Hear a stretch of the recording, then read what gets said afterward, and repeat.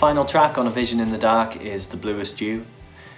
From the response we've had from the album so far, this seems to be a lot of people's favourite song. I can kind of see why. I really like the movement, the wooziness. It's got kind of a shoegaze quality to it. It's another one, it's kind of similar to She Takes You Under. I think we took quite a step forward sonically on this one. It's the texture really lush, and that's difficult to say. We just piled everything on it and it sounded great, so we were all super pleased with how it turned out. Highlight for me, I think, on it is, again, the guitar ending. It sounds a little bit selfish, but it's not only. But the way that it goes around and around. So we did a single version, obviously, because it was a lot shorter for radio, but the full extensive album version is, I think it's approaching 5 minutes, and quite a lot of that is the outro, but you've got all sorts of things sort of cascading in from every direction. There's a 5-bar chord pattern over a 4-bar lead guitar part, over a 2-bar drum part. And all of those parts, once they end, they sort of restart. And what happens, because the parts are all different lengths, it means that when they start and when they finish, they will start and finish at different points. So when you listen to it, the points will align at different stages, and it makes for this really interesting sort of feel to it. It feels like everything's moving around. It's really cool. I don't think there's any other way of describing it. And I get to go a bit nuts on guitar at the end, which is always a plus for a guitarist. The Bluest You was definitely my favourite demo of all the demos we have for the album, and that was the one that I kind of felt should be ending the album. Just started off with the actual kind of verse chords I had.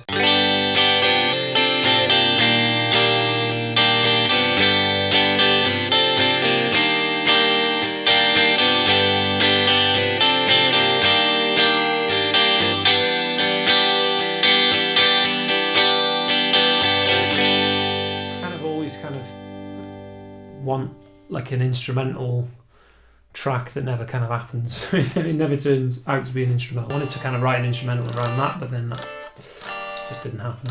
But I'm kind of glad, because as soon as I kind of went away from that and the riff went down, it just kind of, you knew that it was going to be a really cool song once we had it all worked out.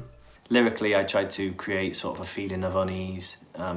It's about somebody with depression, but from the viewpoint of the people around them, and how it affects them. I really like the line, cut the puzzle piece, make it fit, shape it until you recognise it. I think that's my favourite lyric on the whole album.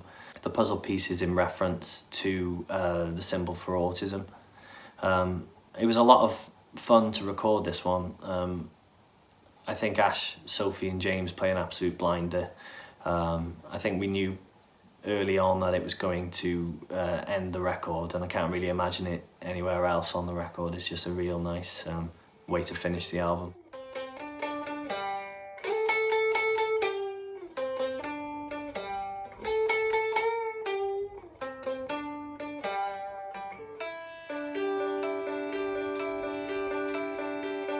The ending was difficult because I knew that it just didn't feel like a song that needed. Okay, most Kidsmoke songs are fairly, standard structure of verse, chorus, middle, chorus. But for Bluest You, it felt like it needed something different to kind of finish it off. So that's kind of where this came from.